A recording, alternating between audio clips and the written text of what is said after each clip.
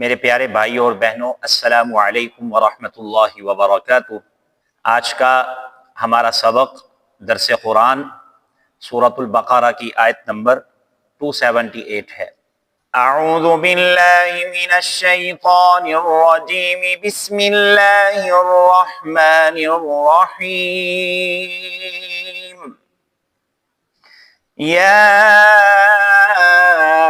ایھا الذین آمنوا، اے وہ لوگو جو ایمان لے کر آئے، اتقوا اللہ، اللہ رب العزت کی نافرمانی سے ڈرو، وذروا ما بقی من الربا، اور جو سود باقی رہ گیا ہے اسے چھوڑ دو، ان کنتم مؤمنین،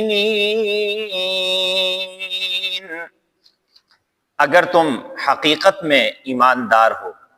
اس آیت میں اللہ رب العزت نے واضح طور پر حکم دیا ہے کہ اگر تم واقعی ایماندار ہو، اللہ اور اللہ رب العزت کے رسول پر ایمان رکھتے ہو، اور اگر تم مسلمان ہونے کا دعویٰ کرتے ہو، تو تمہارا جو سود لوگوں کے ذمے ہے وہ چھوڑ دو۔ تو اس آیت مبارکہ سے معلوم یہ ہوا کہ سود اور ایمان یہ جمع نہیں ہو سکتے۔ چنانچہ اس آیت کے نازل ہونے کے بعد میرے اور آپ کے نبی حضرت محمد رسول اللہ صلی اللہ علیہ وآلہ وسلم نے وہ تمام کے تمام سود باطل قرار دے دیے جو قریش، ثقیف اور عرب کے دوسرے قبائل میں سے بعض تاجروں کے اپنے قرض داروں کے ذمے باقی تھے۔